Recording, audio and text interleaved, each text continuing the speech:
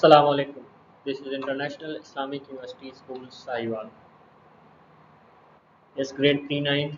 This is your biology lesson, unit number 1, the science of biology. And today's topic is scientific method.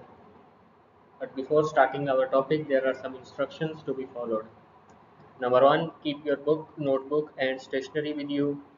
Prepare classwork page with today's date, day, and add margin line. And don't forget to write index. Listen to the teacher attentively and follow as he or she directs you. Listen to the lesson in pauses and follow accordingly. And for better understanding, listen the lesson again and again. And finally, if you find any difficulty, you can ask the questions through WhatsApp after attending the whole lesson. Now let's begin our topic. The scientific method. The scientific method.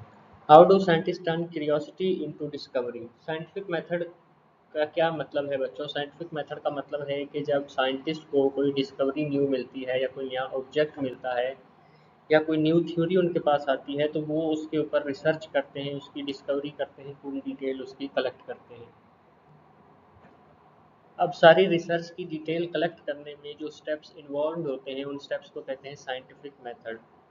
The scientific method is a structured approach to asking questions, testing ideas, and finding reliable answers, the foundation of all biology. Scientific method में क्या होता है? Scientific method एक structured है जिसमें क्या होता है? Question asking होती है, जो क्यूरियोसिटी होती है उसके बारे में, आइडियाज़ उसमें पुट किए जाते हैं, टेस्टिंग होती है, लास्ट हाँ उसके अलावा कुछ एक्सपेरिमेंट्स किए जाते हैं और लास्ट पे आंसर्स कलेक्ट किए जाते हैं कि जो रिसर्च हो रही है उसके आंसर्स क्या हैं। साइंटिफिक मेथड में स्टेप 1 है recognition the problem. Mean first of all scientist ये देखते हैं कि कौन सी ऐसी डिस्कवरी है या कौन सा ऐसा इशू है जिस पर उन्होंने काम करना है या जिस पर उन्होंने डिस्कवरी करनी है। इस तरह फर्स्ट स्टेप को कहते हैं रिकग्निशन ऑफ प्रॉब्लम, मीन कि जो प्रॉब्लम है उसको आइडेंटिफाई करना। Every scientific investigation begins with a question, something you notice in the world that you want to understand. Her scientific investigation या हर साइंटिफिक प्रॉब्लम जो है वो कहाँ से स्टार्ट होती है बच्चों? हर साइंटिफिक इन्वेस्टिगेशन मीन साइंटिस्ट को जब कोई प्रॉब्लम फेस करते हैं या कोई चीज़ जिसके बारे में उनको डिस्कवरी हासिल करनी होती है तो सबसे पहले वो उसके बारे में क्वेश्चनिंग करना शुरू करते हैं कि ये चीज़ काम कैसे करती है या ये क्या है या ये कहाँ से आई है। इस टाइप की क्वेश्चनिंग उनके माइंड में राइज होते हैं। A good scientific problem is specific, measurable and testable. सबसे अच्छा जो साइंटिफिक प्रॉब्लम है वो होता है जिसमें जो एक स्पेसिफिक हो, मतलब प्रॉपर एक क्वेश्चन जिसका बन रहा हो या जिसको मेजर किया जा सके, जिसके टेस्ट किए जा सकें, जिस पर एक्सपेरिमेंट किया जा सके। फॉर एग्जांपल जैसे क्वेश्चन हो सकता है ये वाला, जैसे क्वेश्चन है why do plants grow faster in sunlight. अब अगर फॉर एग्जांपल ये क्वेश्चन है कि प्लांट्स सनलाइट में तेज़ी से क्यों ग्रो करते हैं, इसके आंसर के लिए आपको एक्सपेरिमेंट करने पड़ेंगे, प्लांट को धूप पे रखना पड़ेगा, उसकी कुछ चीज़ें ऑब्जर्वेशन पे लानी पड़ेंगी। एट दी एंड आप एक रिजल्ट पर पहुंचोगे कि आखिर प्लांट क्यों सनलाइट में ज़्यादा ग्रो करता है और विदाउट सनलाइट क्यों ग्रो नहीं करता। अब इस क्वेश्चन को साइंटिफिक क्वेश्चन कौन सी चीज़ बनाती है? ऊपर वाले क्वेश्चन को it can be tested, measured and repeated by others. इस क्वेश्चन को साइंटिफिक चीज़ ये बनाती है कि इस क्वेश्चन को टेस्ट किया जा सकता है, मीन कि एक्सपेरिमेंट इस पर किया जा सकता है, एक्सपेरिमेंट के बाद इसकी ऑब्जर्वेशन की जा सकती है और इसको दूसरे साइंटिस्ट भी दोबारा रिपीट कर सकते हैं अगर उनको इसमें कोई कम्प्लेक्सिटीज नज़र आती हैं तो। स्टेप नंबर 2 है ऑब्जर्वेशन। मीन आपने अपना एक्सपेरिमेंट कर लिया, आपने जो भी टेक्निक यूज़ करनी थी वो कर ली, उसके बाद आप ऑब्जर्व करोगे कि आपके एक्सपेरिमेंट में क्या ऑब्जर्वेशन आई है। Observation means carefully gathering information using your senses और इंस्ट्रूमेंट। ऑब्जर्वेशन का मतलब है कि आपने एहतियात से मालूमात जमा करनी है अपने सेंस का यूज़ करते हुए या जो इंस्ट्रूमेंट आप एक्सपेरिमेंट में यूज़ कर रहे हो उनका यूज़ करते हुए आपने ऑब्जर्वेशन कलेक्ट करनी है। साइंटिस्ट रिकॉर्ड व्हाट दे सी। जो चीज़ें साइंटिस्ट अपनी ऑब्जर्वेशन में नोट करेगा या देखता है वो उसको रिकॉर्ड कर लेता है। Scientist record what they see, hear, measure और नोटिस। साइंटिस्ट क्या क्या चीज़ नोट करता है या क्या क्या चीज़ रिकॉर्ड करता है? जो चीज़ वो देख सकता है, जो चीज़ वो सुनता है अपने एक्सपेरिमेंट में, या जो चीज़ वो अपने एक्सपेरिमेंट में नोटिस करता है या फिर मेजर करता है, ये सारी चीज़ें वो अपने ऑब्जर्वेशन में लिख लेता है। Without jumping to conclusion, result तक पहुंचने से पहले ही। स्टेप नंबर 3 है फॉर्मिंग अ हाइपोथेसिस।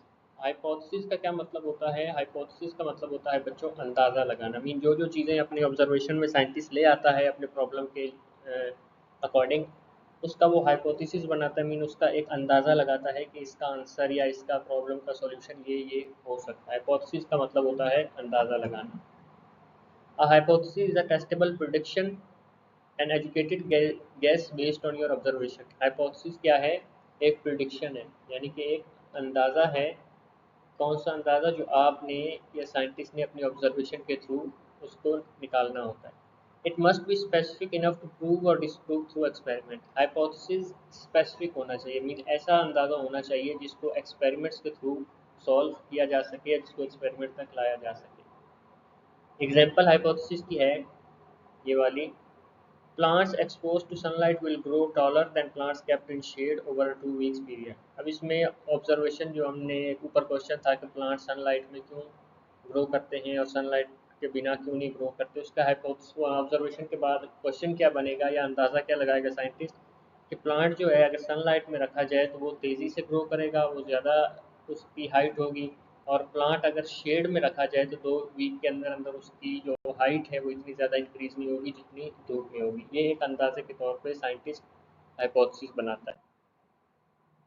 स्टेप 4 है डिडक्शन। डिडक्शन का मीनिंग होता है कि अपने हाइपोथेसिस को एक्सपेरिमेंट करना या अपने हाइपोथेसिस को हकीकत बनाना। Deduction using logical reason to predict what should happen if your hypothesis is correct. Deduction का मतलब होता है आपने लॉजिक पुट करना है अपने हाइपोथेसिस में। मीन के अगर आपने जो अंदाज़ा लगाया है अगर वो सच हो जाए तो आप उसमें क्या लॉजिक पुट कर सकते हो, उसका मतलब होता है deduction. It links your hypothesis to an expected outcome before you run the experiment. Deduction क्या करता है? आपके हाइपोथेसिस को, आपके अंदाजे को, जो एक्सपेरिमेंट आपने आगे करना है उस पर, उस एक्सपेरिमेंट के साथ लिंक करता है और एक्सपेक्टेड आंसर आपको देता है कि एक्सपेरिमेंट के एंड पे क्या आंसर निकल सकते हैं। इसको कहते हैं डिडक्शन। यानी कि एक्सपेरिमेंट से पहले ही आप अपने अंदाजे को सारा समराइज करके देखते हो कि इसका आंसर एक्सपेरिमेंट के बाद क्या निकलता है। उसके बाद आप लास्ट में अपना एक्सपेरिमेंट करते हो। अब हमारे पास 4 स्टेप कौन कौन से थे? फर्स्ट था हाइपोथेसिस है, फिर डिडक्शन है और फिर प्रिडक्शन आता है। This step ensures your experiment has a clear testable expectation, not just a vague hope for result। अब ये चारों स्टेप्स डिडक्शन तक क्या करते हैं? ये स्टेप्स हमें साइंटिस्ट को इंश्योर करते हैं कि उसने जो एक्सपेरिमेंट करना है वो टेस्टेबल होगा और जो रिजल्ट उसने एक्सपेक्ट किया है वही रिजल्ट इसमें से निकलेगा, ना कि सिर्फ फर्जी सी बातें होंगी। Step 5 is experiment. अब साइंटिस्ट अपनी ऑब्जर्वेशन, अपनी हाइपोथेसिस, जो जो उसने अंदाज़ा वगैरह लगाया था उसका एक्सपेरिमेंट करेगा, उसको फिजिकली करके दिखाएगा। An experiment is a controlled test design to check your hypothesis. Experiment क्या है? एक टेस्ट है जिसमें आप अपने हाइपोथेसिस, जो आपने आइडियाज़ बनाए होते हैं, उसका टेस्ट लिया जाता है। A fair experiment A fair experiment changes only one variable, the independent variable, while keeping everything else the same। एक अच्छा एक्सपेरिमेंट क्या करेगा कि आपने जो जो फ्लॉज थे आपके आइडियाज़ में उसको रिमूव कर देगा और जो एक्चुअल एक्सपेरिमेंट होगा उसको लेके चलेगा आगे। Experimental group, plants placed in sunlight.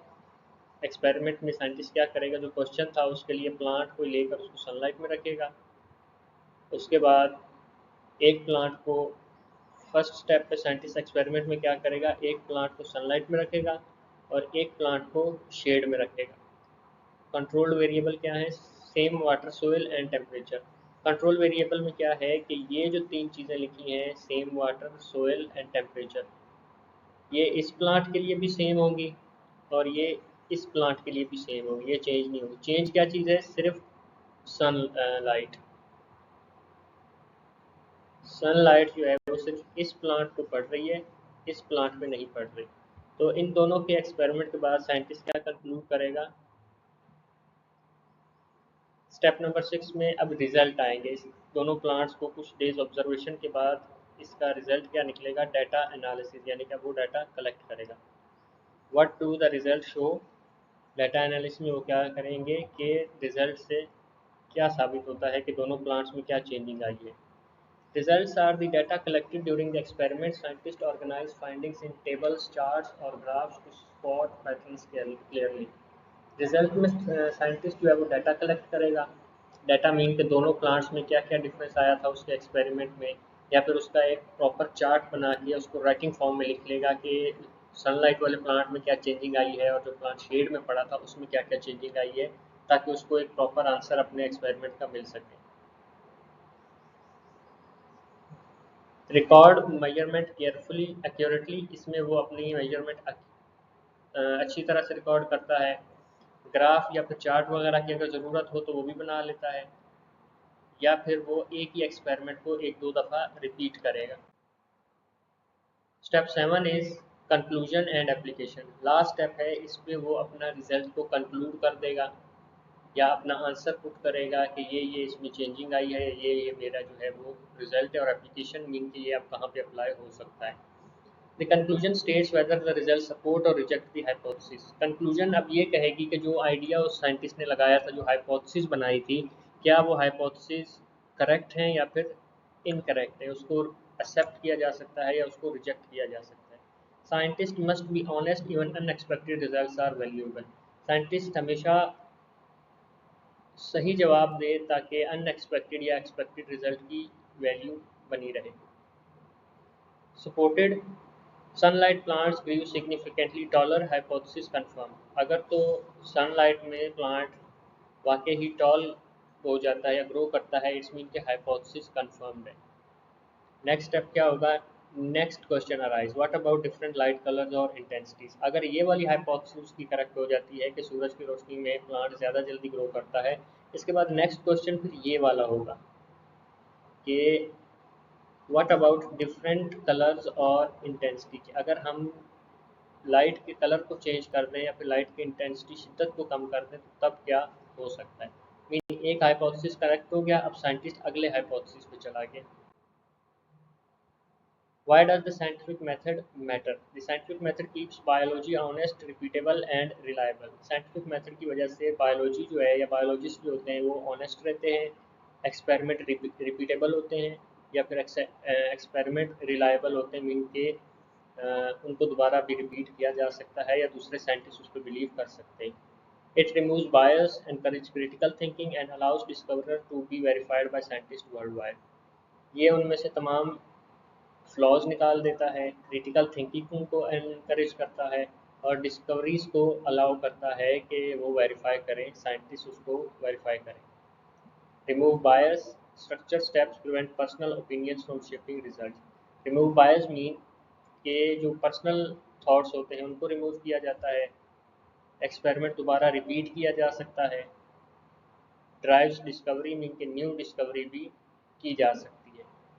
ये था आज का आपका लेसन साइंटिफिक मेथड, जिसमें आपके 7 स्टेप्स इंक्लूड थे, जिसको बारी बारी वन बाय वन हमने समझा है और पढ़ा है। लास्ट पे आपकी डायरी है, learn all the steps of scientific methods and right into your books. जो 7 स्टेप्स हैं साइंटिफिक मेथड के, आपने अच्छी तरह उनको समझना है उनकी डेफिनेशंस के साथ, और तमाम 7 के 7 स्टेप्स आपने हेडिंग्स के साथ अपनी नोटबुक्स पे लिखने हैं। ये था आज का लेसन। इंशाल्लाह नेक्स्ट लेसन में मुलाकात होगी, तब तक के लिए टेक केयर एंड अल्लाह हाफिज़।